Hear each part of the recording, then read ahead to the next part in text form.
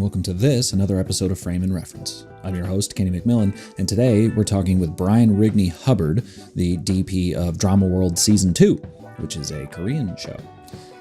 Me and Brian had a really great conversation. Whatever the opposite of gear talk is, that's this one. Great, color theory conversation that lasted quite a while that I really loved. Thoughts on cinematography as an art form and what you're saying, with any given shot, stuff like that. Just really, I suppose, more cerebral conversations on cinematography, which is fantastic.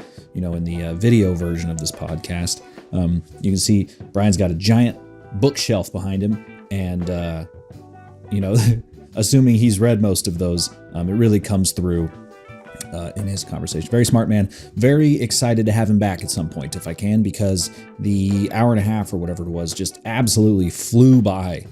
I looked down at one point to see when's the halfway point? When should I start pivoting just to a different part of the conversation? And it was already an hour in. I will say up front, I was on a pretty thick whack of allergy meds, so I have to apologize for my initial kind of slowness at the head, maybe for the first chunk of the podcast, but I eventually caught up, I swear. But I was in a tough spot at that morning for some reason. But yeah, so with all that out of the way, I try to keep these intros short. This is already too long, but please enjoy as much as I did this conversation with Brian Rigney Hubbard. Growing up, were you always a visual person? Were you kind of into photography or any other art form before you became a cinematographer? Yeah, growing up, I grew up in Cambridge, Massachusetts, and when I was little, I spent a lot of time with a grandfather who was he had a machine shop, and when he was young, he was hoping to be an industrial engineer, but he came over and started working at a science company and a machine shop. And when I was little, I used to go with him to work a lot, and he would give me little jobs as playthings. So kind of figuring how achieving what you wanted, where you wanted to end up, whether it was turn a quarter into a square box by the end of the day or something like that, was, something I was doing when I was young. So I actually kind of always enjoyed, trying to figure out methods and systems for things. And the longer I'm in this career, I feel like a lot of it is, the constant figuring out how to get to that image you want. And so I think that problem solving was something that, started when I was really young. But when I really got into film, I think was when I was young, when I was a young adult, I was in the university. I was in Chile for 2 years, in Santiago, Chile. And it was during the time of the transition from the dictatorship to democracy. And that was an era when you had kind of, banned books coming back, movies that had been censored being shown. And I was in art school at the time, and I was really inspired by how a movie would show and people would start talking about things. Sure. And while I was there I had to write a paper while I was there for those 2 years. And I had this advisor for the paper. I was being really serious, and I was doing this paper on migrant labor in Chile. It's called the Casa de Temporeros. And I was, meeting with people and asking these things. And I showed up, and my advisor, bless his soul, because I must have been masterfully obvious every week with what I was saying and boring him to tears. But he was just like, "What did you do this weekend?" And I said, "Well, this weekend we went to go see Naked Lunch." And afterwards, everyone started talking about drug addiction and sexuality. And he goes, "That's amazing." And I'm like, and then we went to this illegal party that you had to call up an answering machine called El Spandex. And we drove all the way out to this abandoned grocery store on the side of a highway. And then the police came and we had to all run away, and I had to walk home and find a bus. And he's like, "Will you please write about this?" And I was like, "I can't write about movies." And he goes, I have grad students doing what you're trying to do so much more in depth. Like, it's like, I appreciate that you want to do this, but you're actually watching the fence around democracy being pushed and democratic culture coming back. And so I ended up writing about movies for him and what I felt like, how I thought I was responding in art exhibits and things like that. So at that point, I felt like movies all of a sudden, you know, having seen them when I was younger were one thing, but watching them at that moment, it felt like they were actually, well, I was watching social change inspired in ways by these things being seen again. So when I came back to the United States, I was at the University of Wisconsin at Madison, and I had, at the time, that's where Bordwell and Thompson taught. And they wrote the books, Film Art and Film History. And I had to write this paper, and I went to go ask him some questions, and he said, why are you a communication arts major? And I was like, oh, no, I can't do that. I have to do like serious stuff. My parents aren't gonna let me like major in that. No. And he goes, well, why don't you take my class? And I'm like, I've got like a full load, like I can't do that. And he goes, what's your on-campus job? And I would think I was working at a library or something. And he said, why don't you become the projectionist for my class? So that's a fun gig. Went and trained to become the projectionist, and I sat in on film art and film history while doing that. And then later on, I got to take another course with them, and that was amazing because between that and that just like I all of a sudden got to learn so much. The other funny thing at that time period was I don't know if you know Madison, Wisconsin, but it's a very cold place. And yeah. I used to have friends who ran the Majestic Art House Theater, right? So on the way to campus, it was a place to stop and warm up. So I would stop and talk to them at the ticket booth, and you know, they'd always be like, oh, go in and watch for a little bit. Go and watch for a little bit. And so I started getting to watch movies that I liked on repeat. And I started doing this thing that was in part inspired by that Bordwell's classes, was that I started keeping a notebook of the images. And I was like, I really like the photography aspect of this. How does this work? So I would actually keep notebooks where I would write down the images in sequence and then try to think of like sequences I like and try to think about like, how's this working? Not probably the easiest way to learn all that stuff. And luckily I went on and got to study more. But, you know, I think the combination of being in a place where I saw movies being so inspiring, then coming back to the States and getting, you know, bumping into professors that actually kind of like cared about their students and stuff, that then ushered me along that way. I think that's what really led me to cinematography and realize that's what it is I really liked. Yeah. It's cool to kind of go from a, you know, I think nowadays it's people are so oversaturated with films and great television, or great films and great television, that sort of curiosity that you're talking about maybe isn't,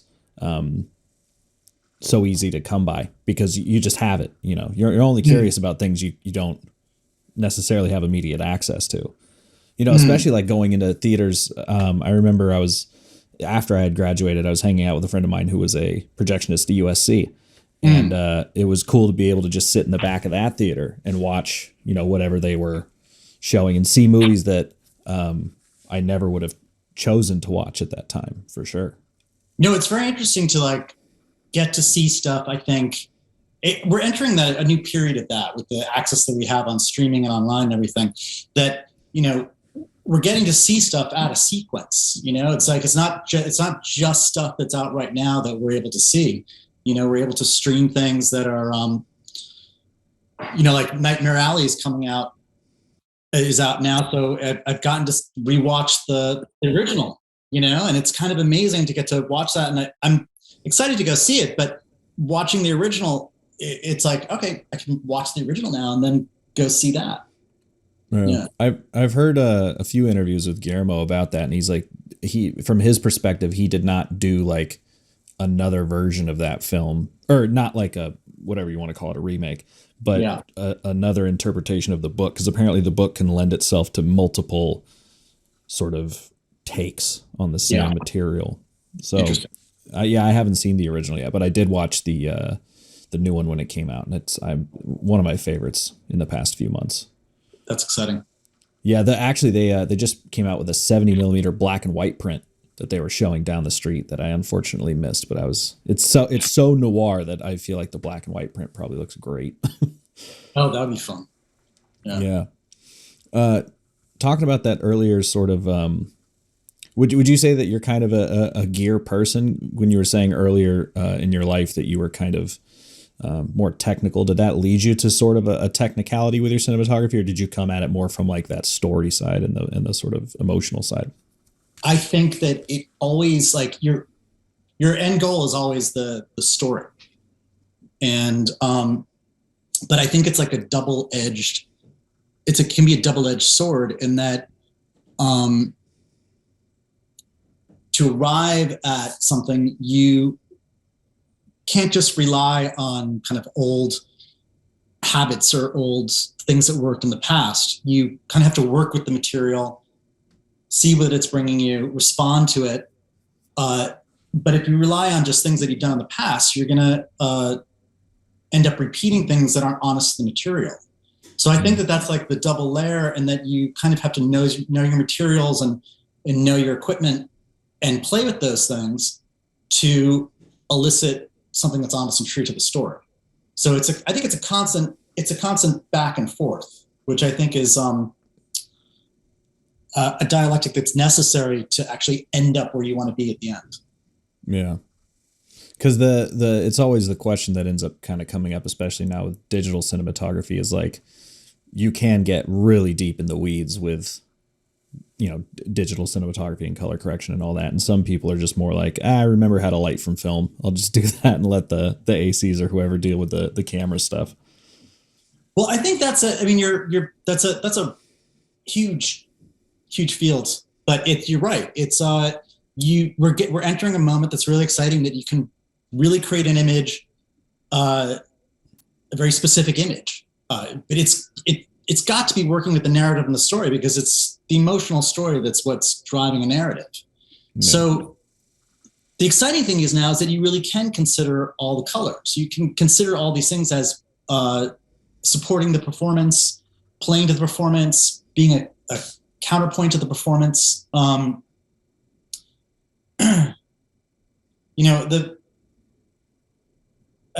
I feel like color has always been something that I've tried to focus on in a project. And sometimes I think people think that it's very technical, but it's also about just the choices you make all the way along the project. So I think some projects that I've done that have been very tight budgeted, and some that had better budgets, I think they still got equal consideration in what the colors were and how things were going in the story. I think it's a powerful tool in helping express your narrative arc and letting people know where they are in a story. Yeah. I think it's important that they evolve in a story.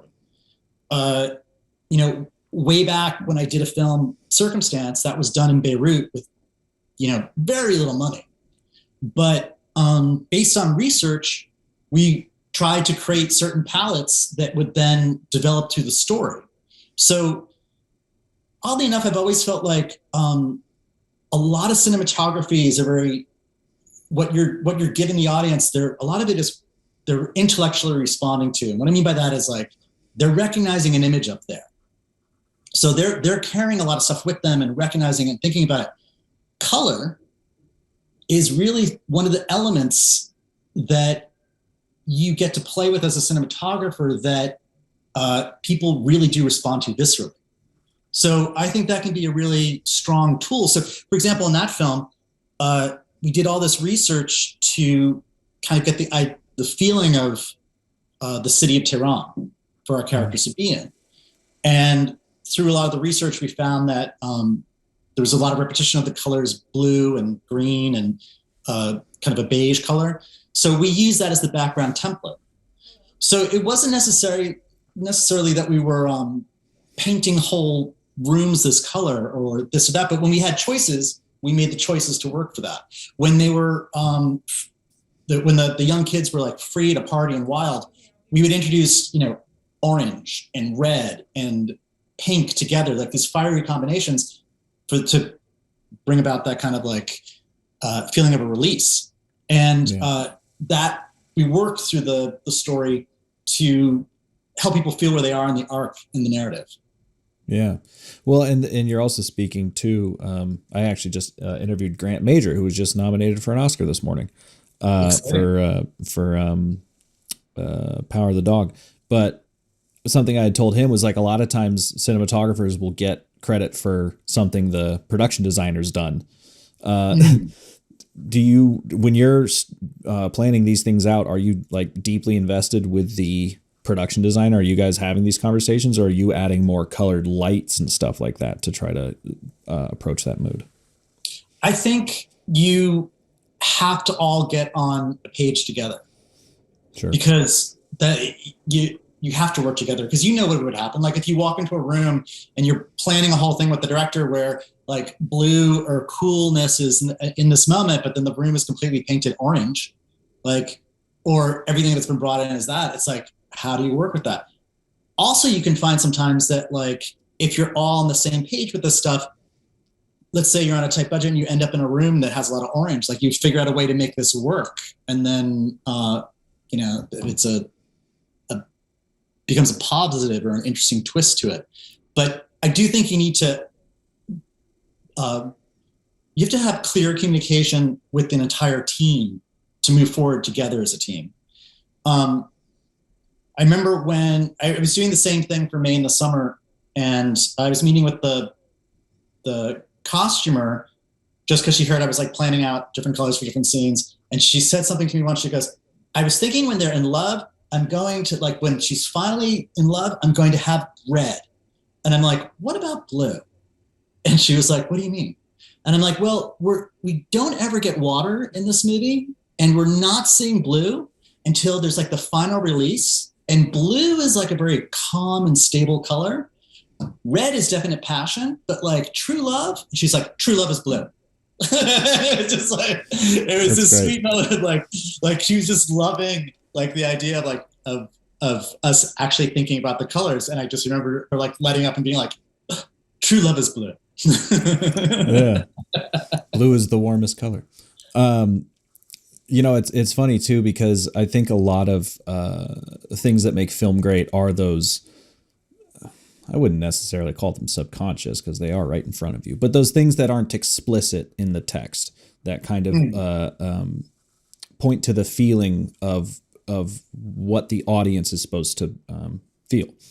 And it's funny because I don't feel like color is necessarily leaned on enough. Going back to the idea of Guillermo, he uses color a lot. And it's not, color theory is not a secret.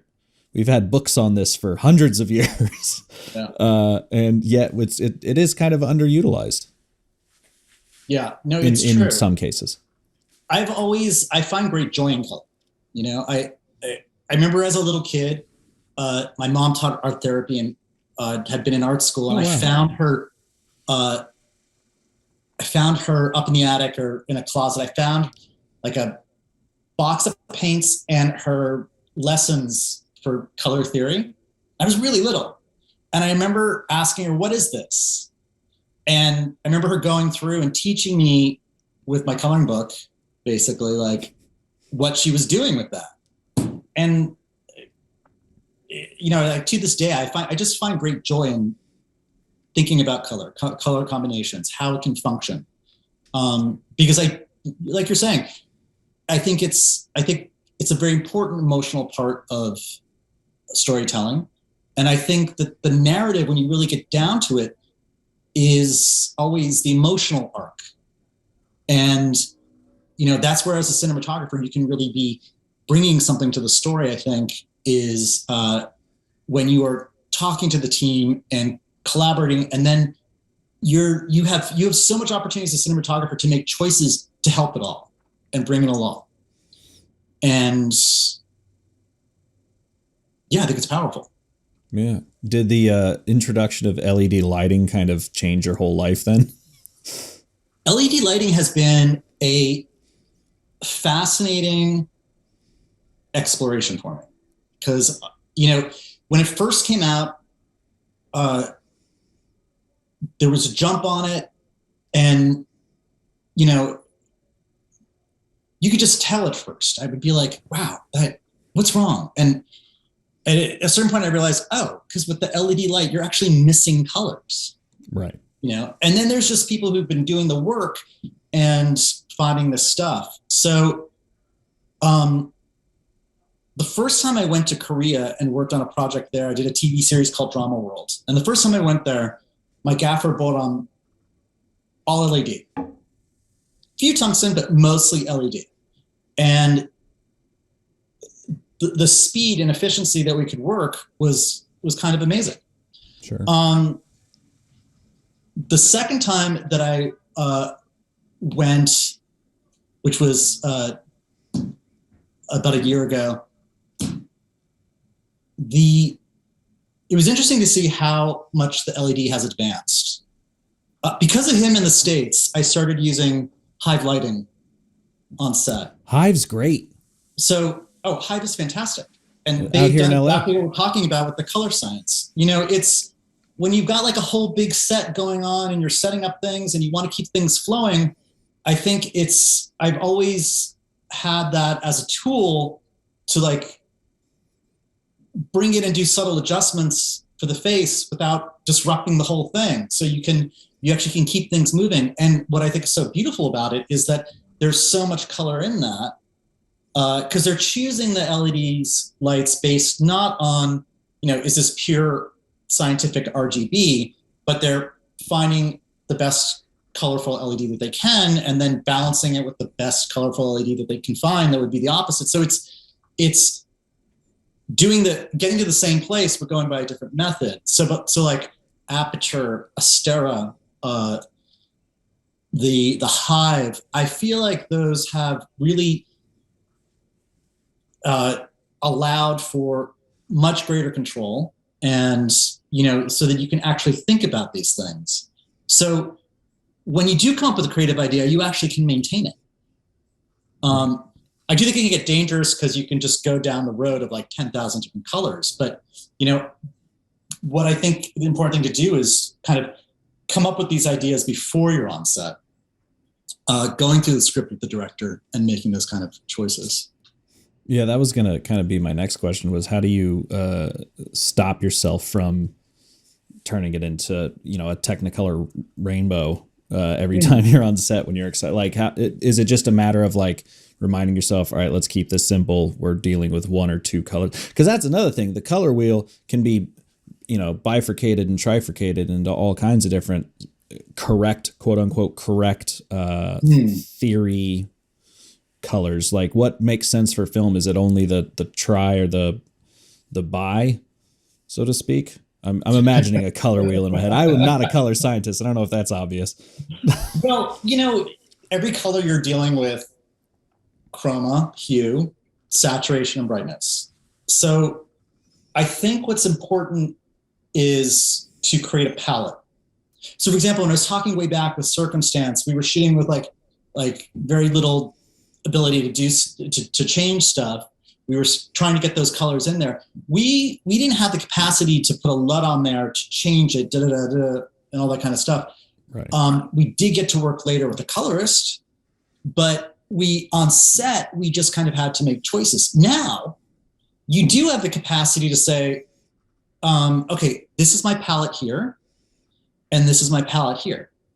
And I think by committing to what your palette is going to be, that helps. Now, I say that, but I once again, it's not clockwork. Like you might all of a sudden be on set and be like, okay, we decided that we were going to rein in all the saturation on this, not desaturate it, but just rein it in so that it's colorful, but it's never peaking. Right. But I want that like that weird pink thing to just like feel like it's pulling you. And then you know on set that that's what you're supposed to do. I think it's when you've set down a something that is functioning for the narrative and the story, that when you can either be more of a call or response when you're actually involved in making the art. Yeah. How involved are you with in the grade? Like, do you lean on it heavily, or do you kind of let the look that maybe you set at the beginning kind of go? You know, I worked on a lot of projects where you might not be able to control the look on set as much as you want. Right. In just that it was like the first, I'll go through a couple of historical ones, I think, like Circumstance. That was way back. That was on film. That was shot. We didn't even get to see it. We had to smuggle it out of the country, and then it got developed and we finally saw dailies. So that's like one scenario. So you're just dailies. you're just remembering like you got your meters, you got your color meter, you got your meter, and you're like, okay, gonna hope this is, I had a plan. I hope this works. You know, and then something like what I did, Paint to Black. That's another movie I really enjoy the color work that was done on that. And that was shot in LA. We had great resources, but it was still a tight budget, tight crew, and tight time. So I kind of picked my luck a little bit like picking a film stock. And so I knew where I wanted to go in the grade. I don't want it ever to be whatever is just the look of, you know, Rec 709 out of the camera.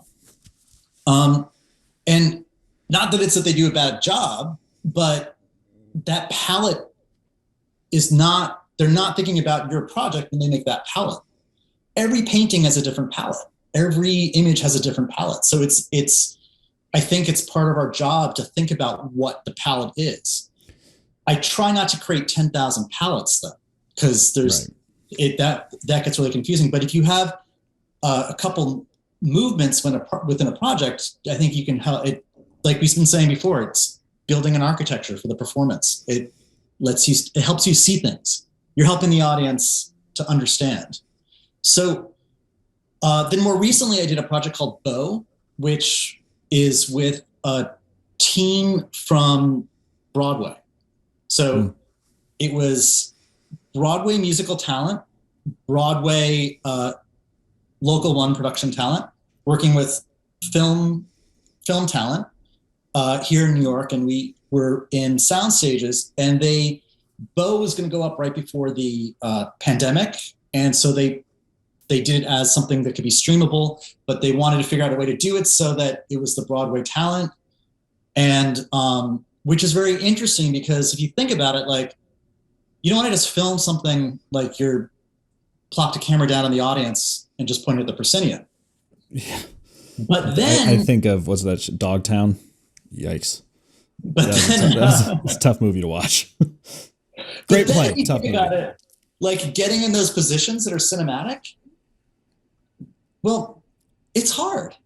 Like you need to let the performers flow through an entire performance, and you need to get all these different angles. Well, I sat on rehearsals for this for about a month, and we figured it all out. But we had 3 time periods in this project. One is a flashback to this guy's childhood. One is the present day when he's on stage that we built, that was because he's a musician coming back to perform in his hometown.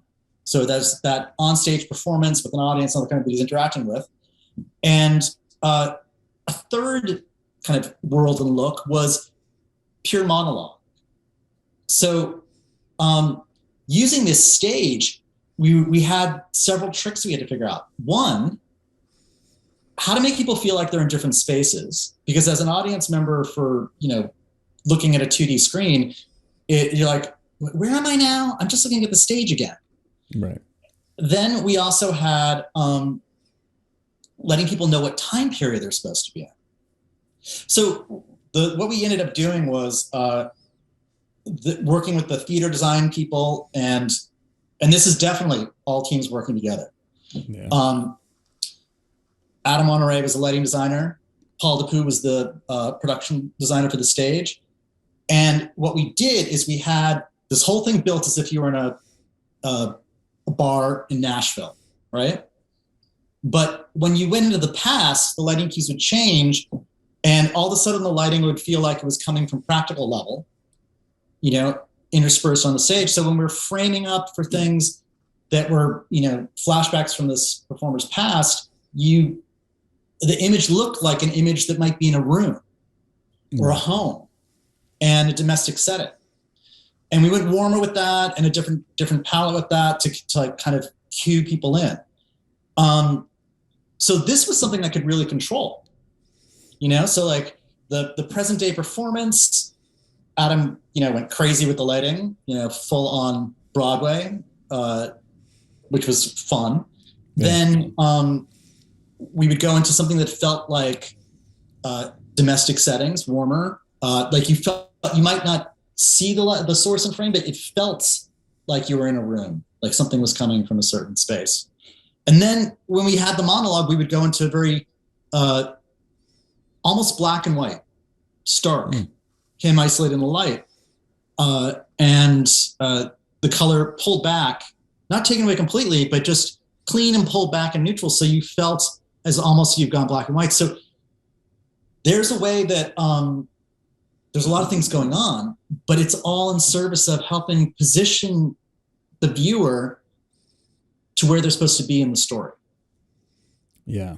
Yeah. That element of control, two questions, but the first one is the first comment, I guess, is that element of control is something that I think people are maybe afraid to attempt. I've mentioned or name dropped Steve Yedlin a billion times on this podcast. Hopefully I'll be able to talk to him someday, but that idea of, like you were saying, like that 709 LUT that comes with every camera is just the stock technically this is correct. It's not aesthetically correct. It's not even a lot of times aesthetically pleasing, but people will think of camera systems as like, oh, I need to shoot this because it gives me that look. And it's like, well, you can change the look however you want, especially if you're changing the color of the lights, the color of the production design, the costumes and so. Once you get into the LUT, you're just kind of talking about contrast ratios and like letting certain colors, expand or contract or however you want to phrase that.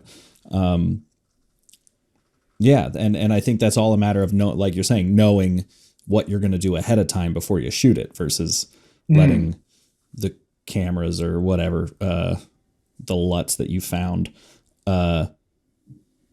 be a magic box, Mm-hmm. Yeah. I feel like I'm always kind of like wondering how like organizations of like color and lighting are working in something. And I'm always I keep passes to the museums in New York because I like to just go and look and wander and think. And I'd like to be there. And this is something that goes back to like when I was talking about when I was a kid with my grandpa. It's like, I'd be like, oh, wow, this is making me think about something. I'm feeling something. Okay, what's working here? Okay, let's break it down. Let's look at it. And I recently this weekend went to the Whitney, and at the top they have a exhibit by this painter Jennifer Parker, and it's really astounding stuff. And what's so I think amazing about it is that at the same time, you feel like you're looking at a completely abstract painting, and yet there's a representational, beautifully rendered portraits in it as well. And when you're looking at the portrait, you're like, my God, this is gorgeously rendered. But then the line will drop off and she will just do part of the portraiture, and then she'll just have a wash somewhere. And then she'll have like a detailed square on there as if it's like a painting on a wall in the room that's hyper detailed compared to everything else.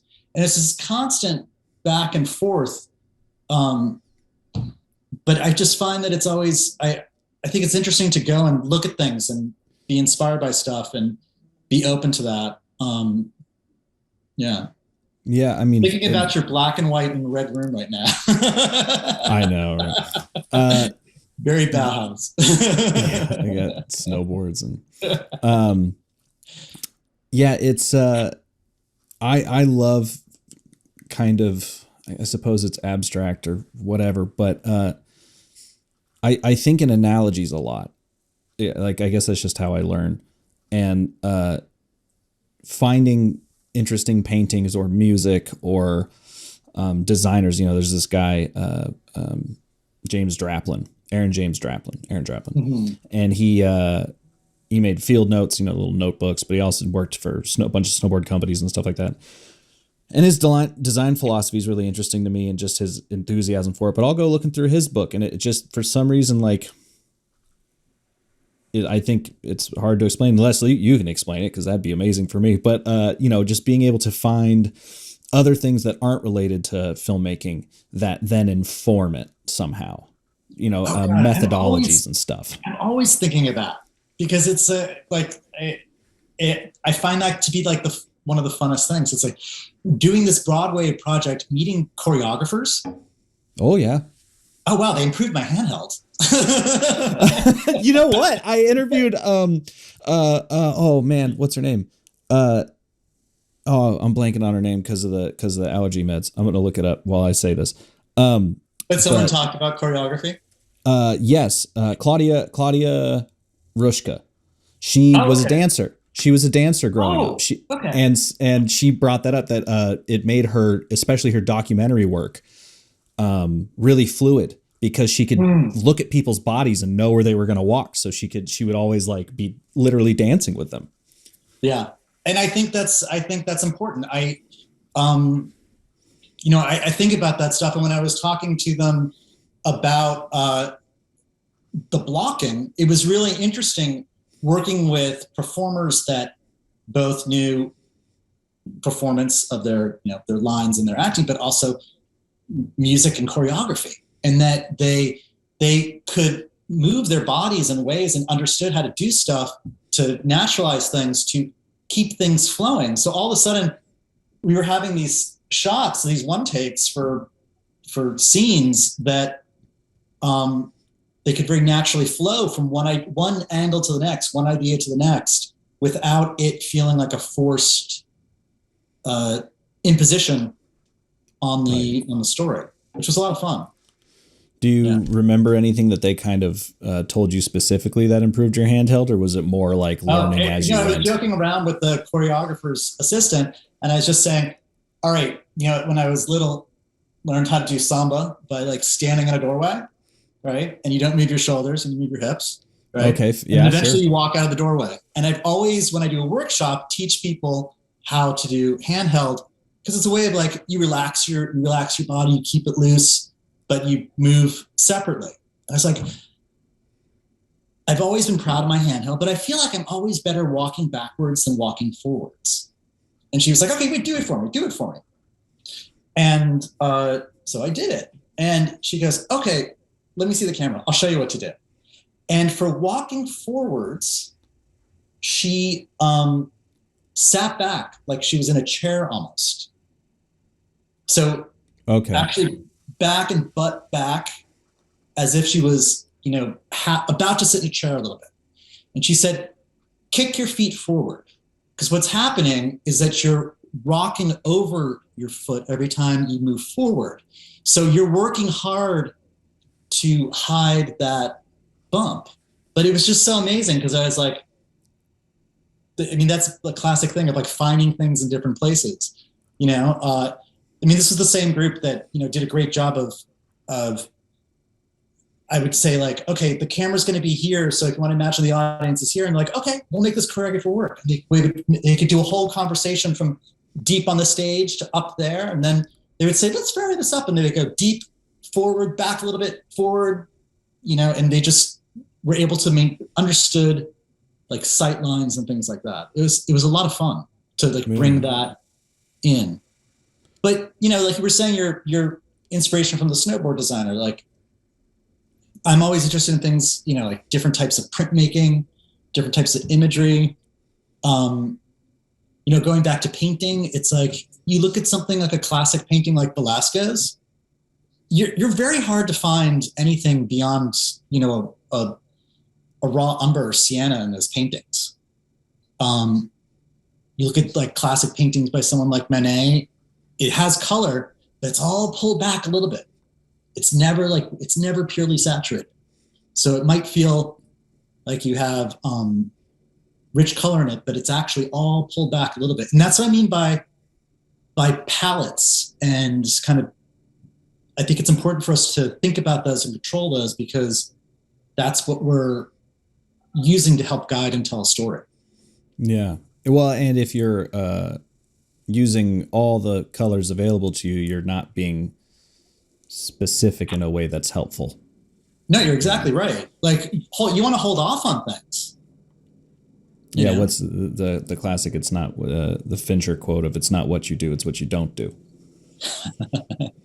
which is a confusing thing to think about at first, and then it took me probably 2 years to get that quote. Like sitting there going, "Oh, right," because you can do anything you don't do. And going back to what you said before, we are entering a stage where you can jump on stage and do everything, but I think that's also kind of exciting, because you can have an idea where you want to be, and if you are learning the technical and the gear, then you can achieve that without thinking about it. You're thinking about that idea. You're not thinking about how to get there. Right. Technical's the 101. Yeah. Once you pass that, then you can actually do the work. Yeah, I remember when I taught a little bit in Singapore, and I remember it was a cinematography class for students who had already done a project, and it's gonna be like their last cinematography class before graduating. And there was a lot of people that were just like, "We want to learn the red. We want to learn this. We want to do that." Like, just very specific gear. And I said, "Guys, I want to roll it back, because I want you guys to be able to communicate. Like, I want to talk about color theory, not just color temp.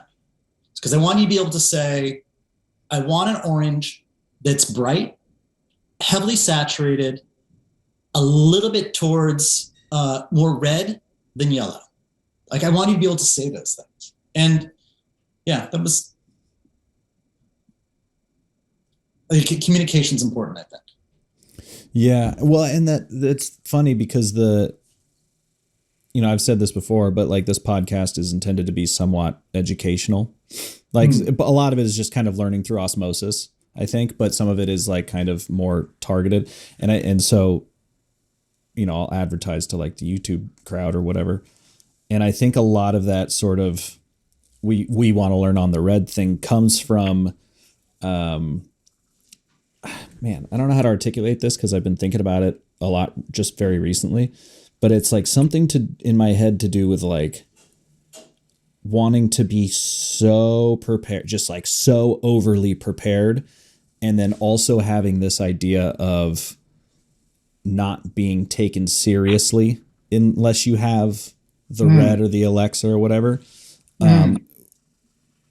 And not necessarily, I don't think people think it's a shortcut, but I think people think it's like, I've done enough legwork learning, not doing, but learning, that I deserve to have the best, the quote unquote best thing before I can come up with a script or, whatever. Well, it might also be part that, the industry, to make things, it could be expensive, and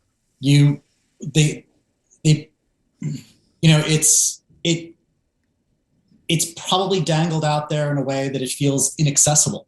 It feels elite. It feels like if they can get that, then it's like, phew, I'm there. Right.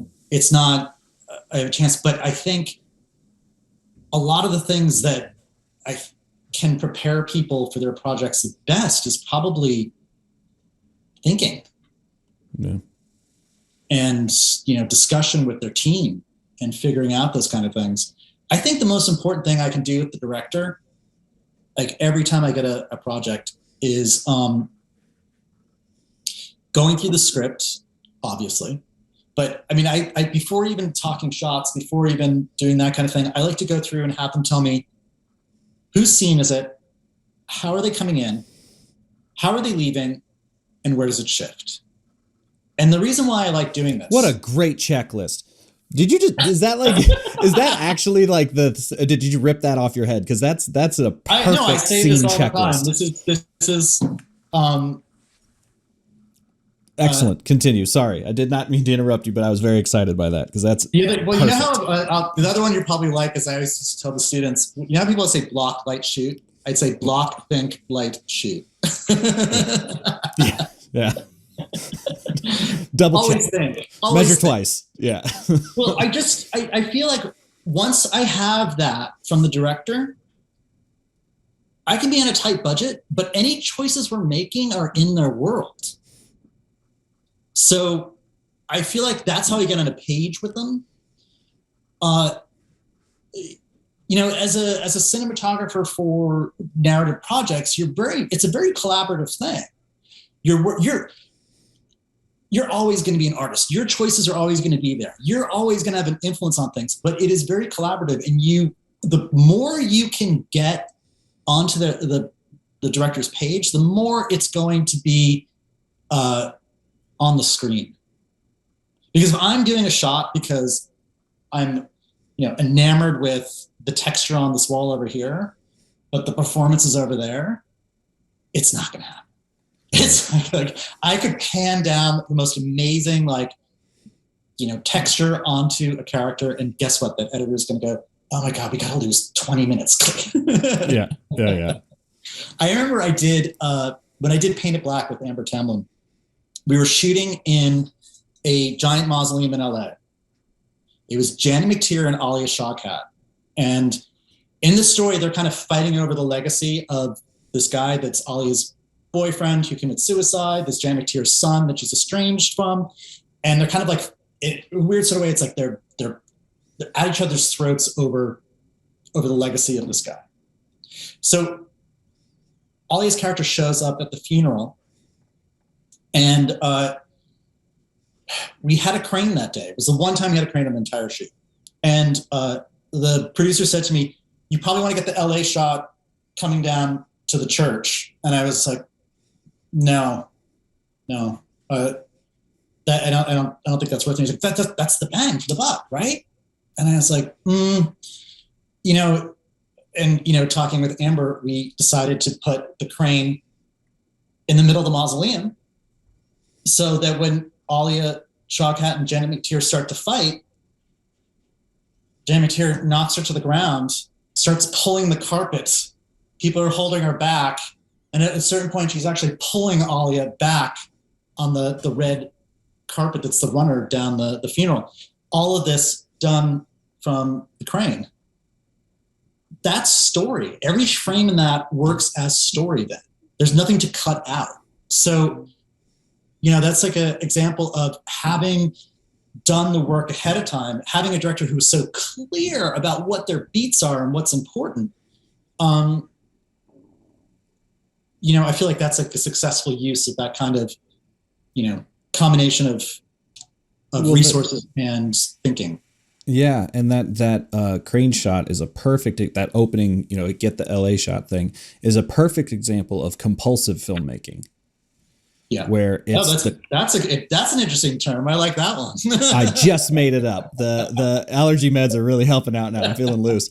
But I've said this a lot. Like if you're doing things compulsively, it's not, it's the idea of things being technically correct. Like the idea, I've said this too many times already in the past like 5 episodes, but the idea of like, wide over coverage, like technically correct, but maybe you don't need all that. But I'm just thinking a couple gigs that I've been asked to do this week where they're like, if we could just get like a drone shot, the 2 I get asked the most, I'm a little lower budget than you, but the 2 things I get asked the most are, can we get a drone shot? And can we get a time lapse? And it's always of the LA skyline. And part of me wants to just go film a shit ton of stock footage of this just to have it and go, yep, we could do that totally. But it's just like this, for some reason, it's that compulsive, like we need to show where we're at. Well, how do we do that?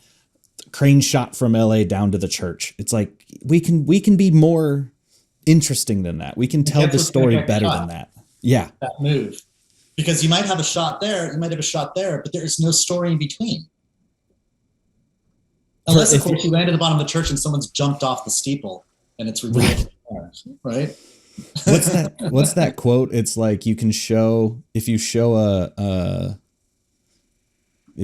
court, that just says that there's a court, but if you show a shadow of a noose on the court, like a courthouse, it shows that injustice is rife in this town. That is a horrible. But you know what you did? Like describing the images, the image gets it across. Yeah, I got there. You got that. You're actually bringing it back with the compulsive bit by saying that. I think you touch on something about when you were talking about the technical versus the story. I think there's a danger of repeating tropes because you've done them before, because you don't research and find new things. You don't look at things and wonder, oh, how did they do that? Maybe I could use that one day. I think, and also the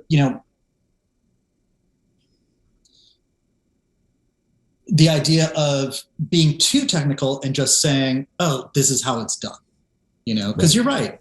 Why would the camera ever be neutral?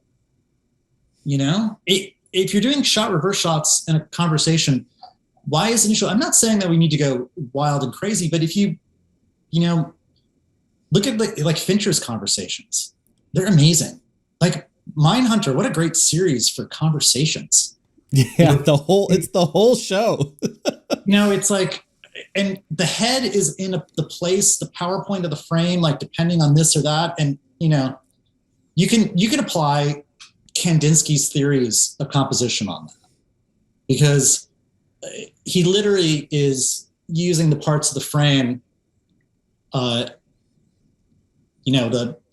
beginning upper left in Western culture as this, and the traveling across left to right, and the bottom right being like the leading, and the most difficult being the bottom left. You see that in his frames. I learned all about that from the library in Chile, not from Hollywood. So going back to what is the materials you have access to, I think it's, being inquisitive about how the image works is the most important thing. Yeah, it's definitely something I've said before, is like because so much, I'm almost going against what I said this podcast is for, but because there's so much educational stuff out there, it can be easy to get caught up in that technically correct thing and sort of reject how something feels, which is ultimately, if you feel some way looking at the monitor, hopefully your audience will feel that way. And if you can reach that point, then you've done a good job. I mean, I think feeling comes from an anomaly. Like that when you as a cinematographer, you're setting up patterns and breaking them. And that's what the director's doing. You recognize an emotion when something shifts. And visually, you can add to that, subtract to it, all those kind of things.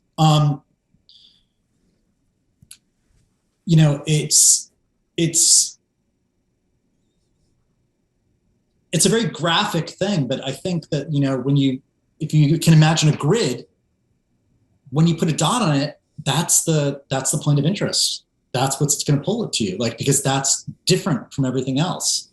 That which is different is interesting. That's what's going to pull your eye. Yeah.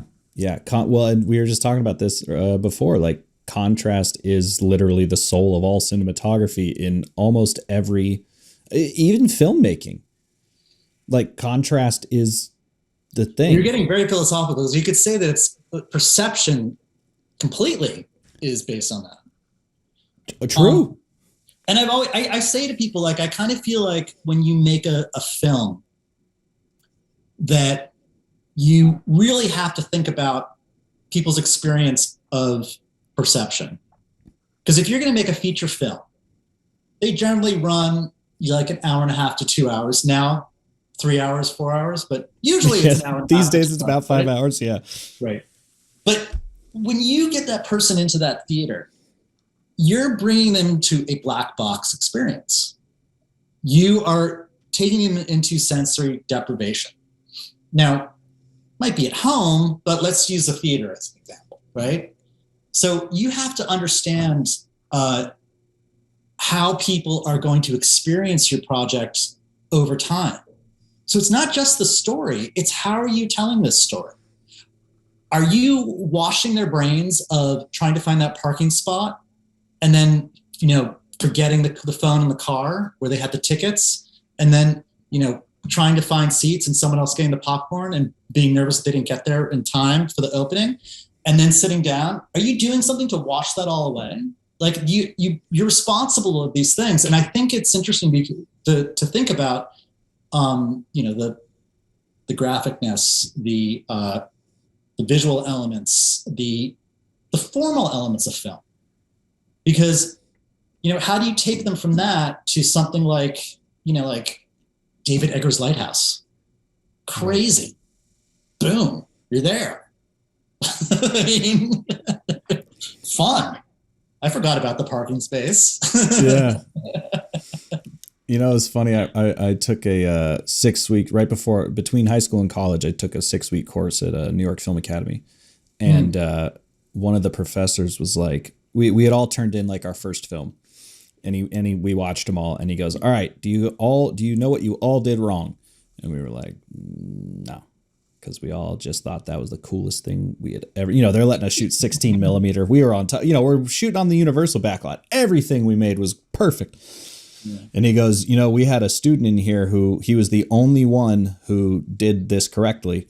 And it just so happened to be Spielberg's kid. And that was having an intro. All of our films just like started.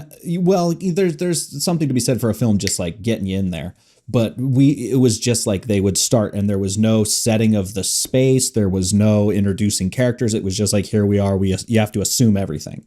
And apparently Spielberg's kid at a young age, because his dad probably did that whole legwork at the beginning before the title card that told us where we were and all this stuff like that. And I think I've really, over the past year or so, I've really been having a lot of time to sit down and think, been thinking about intros. Yeah. Just that cleansing time as you're sort of referring to. Oh yeah. You're in charge of you're taking over people's sensory experience for 2 hours. You better do it well. Right. Yeah. So I've been thinking a lot during this time period about the films that got me kind of into. Yeah, I didn't even get to ask you that. Normally I ask that right off the top. No, that's right. But you led me into this right now, and that I was thinking about how so many of them are kind of based on the fantastic. Like as a kid, when I lived down in Chile and South America, I was very interested in the literature fantastic, which is a little different than I think what people think of as a genre as fantasy in the US. I mean, that's what it usually comes up as. But it can span everything from like the movie Blindness, based on the Saramago novel, that like one little thing happens and you have this strangeness that happens to something that's completely fantastic experience, or maybe just a slight shift in every day. It's very important to control the visuals in these. Like you need to establish one sort of thing, and you need to have a very clear rupture of the reality, and then there's something new. And I find that really interesting. That kind of world building. Yeah, that is kind of what got me into filmmaking as well, is the using Fight Club as an example, is that would be like a fantastical film, but everything that happens within it is, at least the first 8/10 of it, reality. Yes. But yeah, that sort of heightened reality, I think, especially starting off very grounded and then slowly, frogging people into more exciting looks or whatever it may be, is that river that carries people into not wanting to check their phone. That's true. That's true. I did want to ask you, I had checked out your website, and I saw that you had a couple of really cool commercials on there. And this is going to be the full 180 to this conversation. Is commercials oftentimes are the home of convention and compulsive filmmaking, because everyone wants to play it very safe.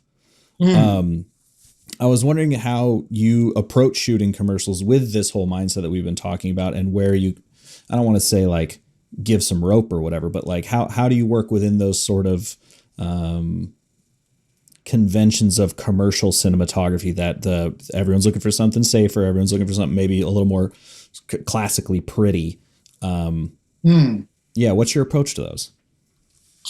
I think it's once again, that's when it gets super collaborative, right? Yeah. Because you're going to get lots of voices. Right. Sometimes the voices are not agreeing with each other too, and you have to try to find some kind of resolution for that. But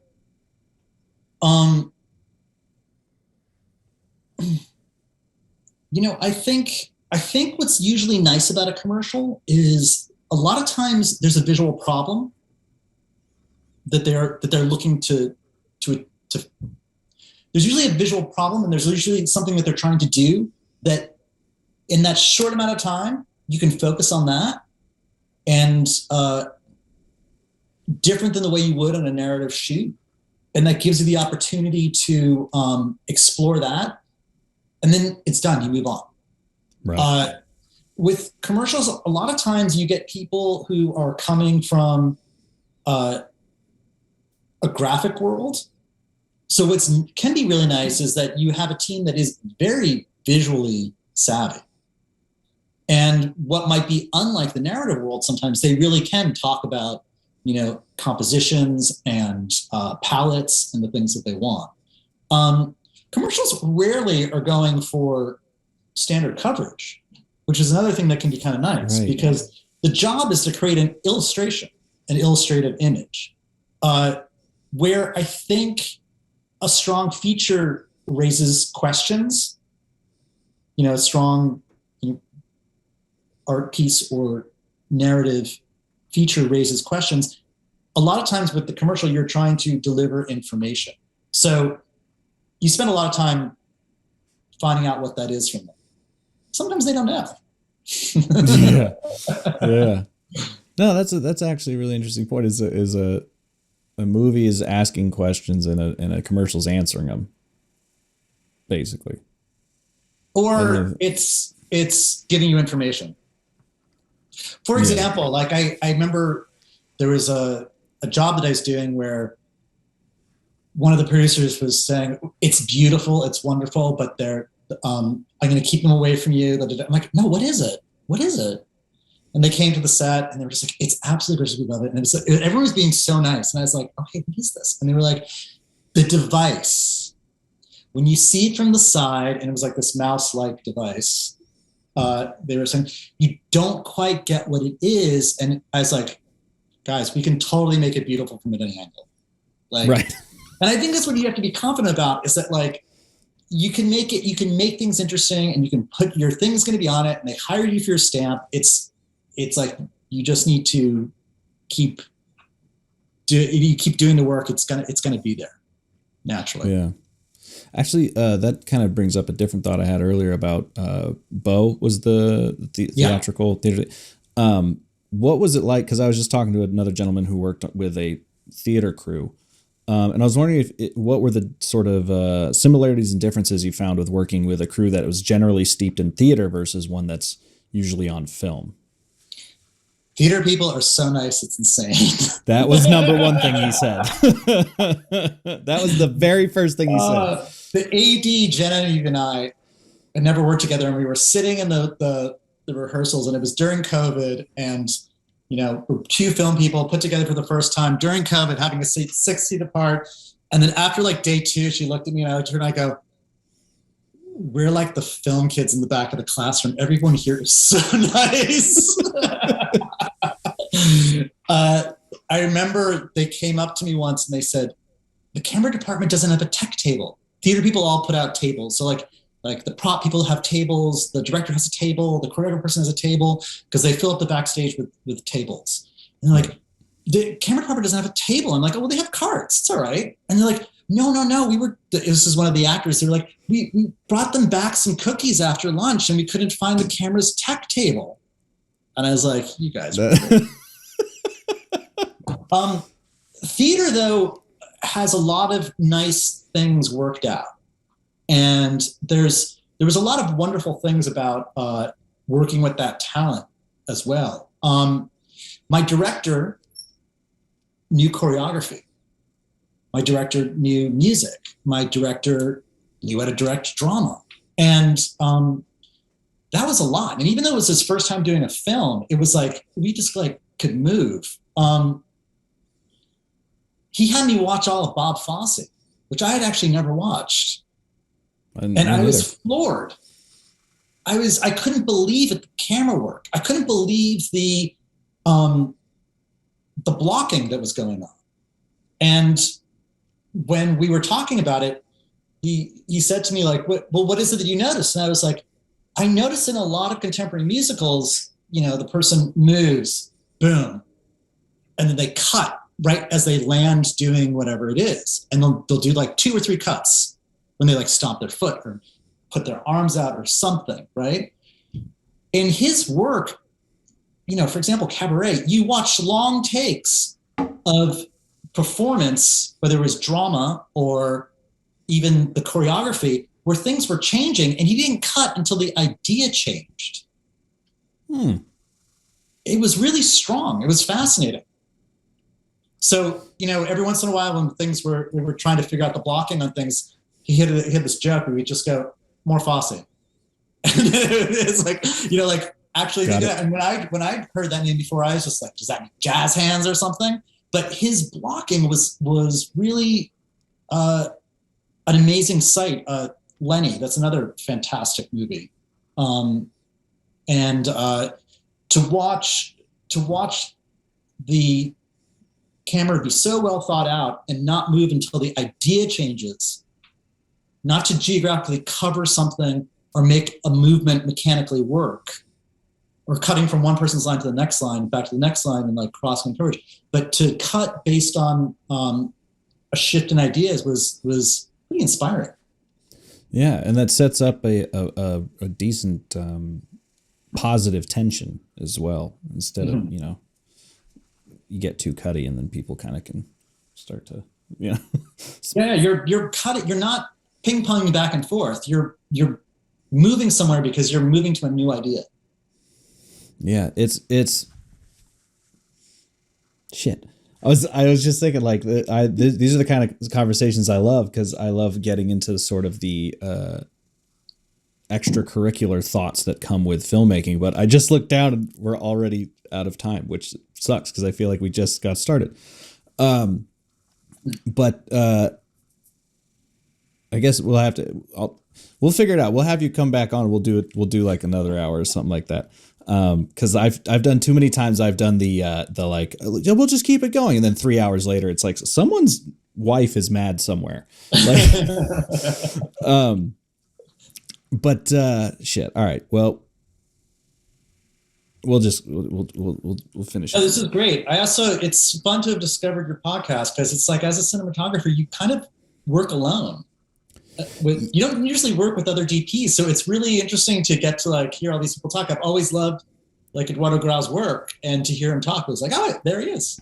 Yeah, and yeah, he's awesome too, because he's like younger dude, and like I've loved pretty much every single conversation I've had. And you know what? The first one I had with the first episode was my neighbor, and that wasn't necessarily supposed to spawn a podcast, but the first like episode of the podcast was with Josh Richards, who shot Nomadland, and about halfway through it, I know, what a great first episode.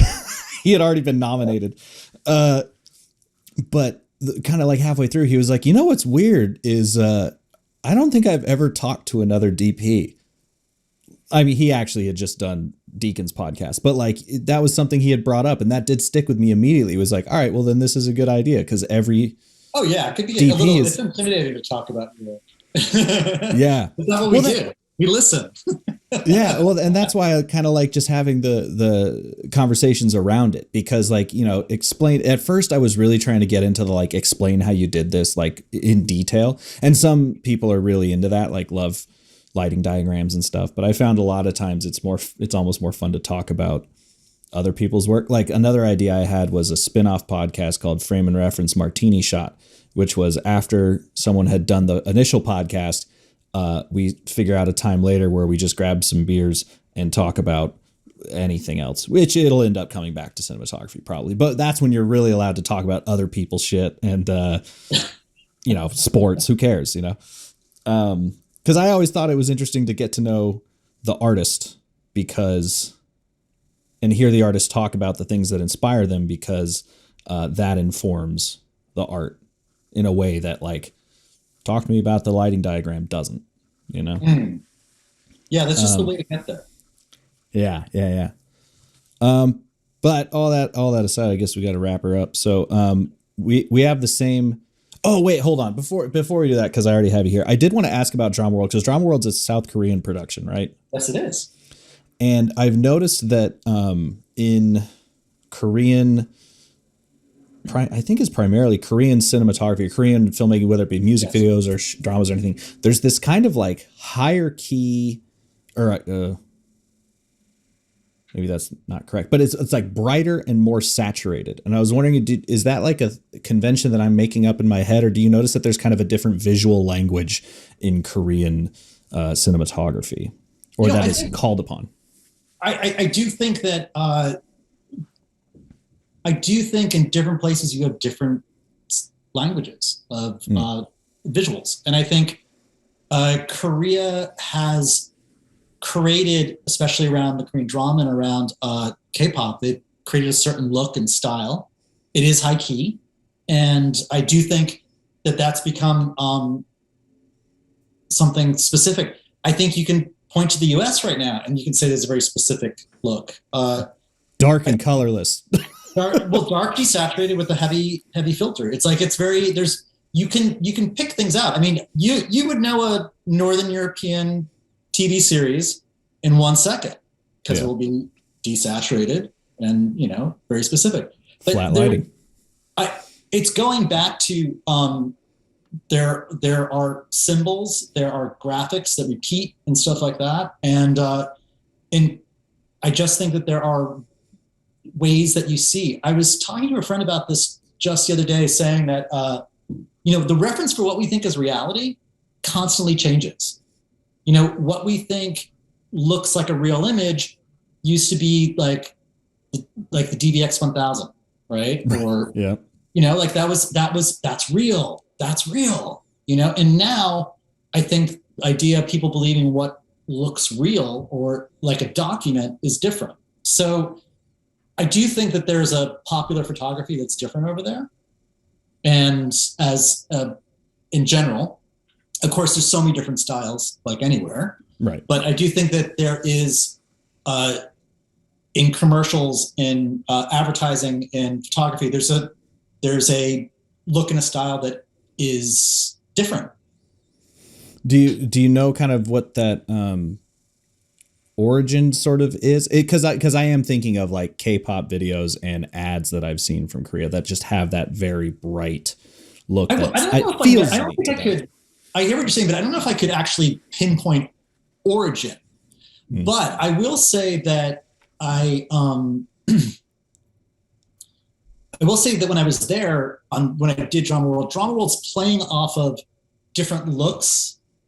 It's playing off of different genres. It's a satire that is kind of giving you the field guide of Korean dramas, movies, and kind of like different genres in the industry there. So because the show plays of all those things, I was looking at them and researching. And I do think that they do have very strong different looks there. So I don't know the origin, but I feel like you can find certain things over and over again. A high key neutral is used a lot more, right? In things, but at the same time, you'll get like a strong look with like a gangster noir or something. One of the things I did do when I was there was try to reach out to different visual systems. That's a big word for saying that. Like, I tried to look at just different stuff. So even though I looked at the different shows and the different genres, the other thing that's really big over there is manga. And Right. that has a very bright, high-key look to it in general. And there was my director and another friend actually took me to a store with it to kind of like go through it and look at it. And, that's another thing that was kind of fun to look and see, because it's very inspiring, these different things. There's, I do think that in those stories, they use those storyboards, they use a minimal of things to create these worlds. And I do feel like I would see that reflected sometimes in the movies. Sure. That things were constructed much more illustratedly, even though it was reality, but they spent more time constructing it in the visual image. And you would see that, I would see that that's something you would do, and nothing necessarily related one-to-one, but I saw like, okay, yeah, they're constructing this office space to meet their needs visually, and less trying to be realistic and gritty. I think there's a big thing in the United States of trying to make something look like almost like it's a documentary or it's gritty and real, when everything's a point of view. Right. But yeah, that was actually a very interesting thing to look at some of these graphic novels and see how they were doing their coverage, because there's coverage right there on the page. And it was interesting to see, if you turn the page, what image is against what image. Yeah. Because I think you may be the only person I've interviewed who has shot outside of the English speaking world, so to speak. So I was kind of interested to know like how that visual language was different. But it totally makes sense that the manga novels would influence that to some degree. That's pretty cool. It's funny you bring up the DVX, because I was talking to someone else recently about that camera, and like I still have my XL2, and I'm noticing that now, when those cameras came out, we were all trying to get the film look, because we literally wanted to look like film, because that was like the good thing.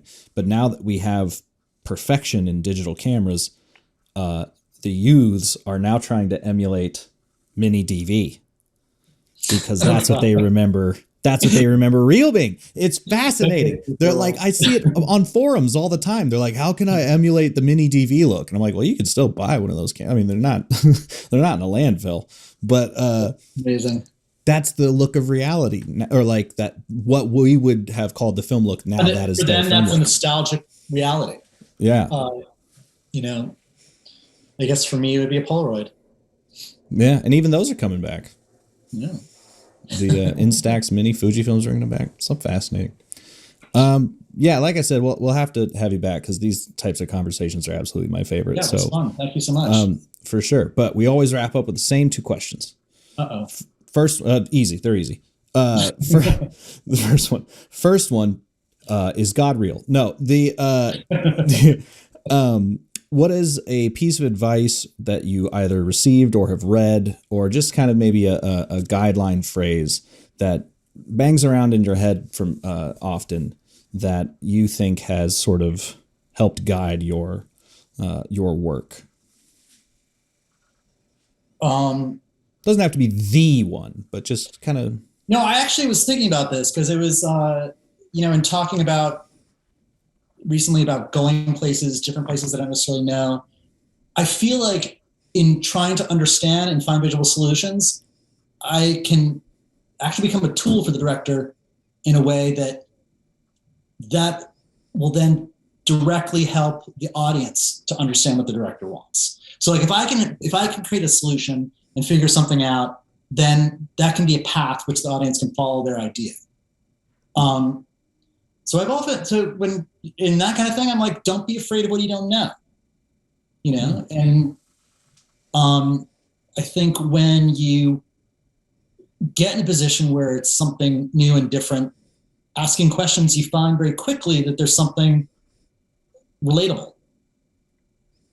Yeah, that's a good. And then you're actually bringing stuff to it.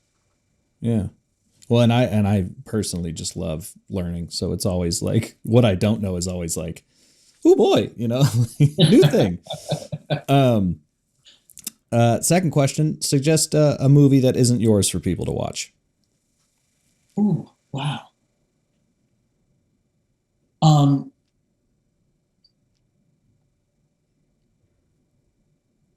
There's so many that I've been thinking about just right now that you can name a couple. I would say couple films that have kind of like that I recently watched and rewatched that kind of brought me joy.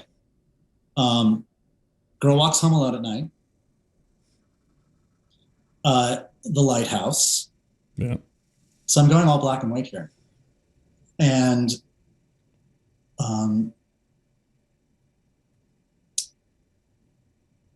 yeah, why don't I go with those two right now? Because that was just fun and interesting. Yeah.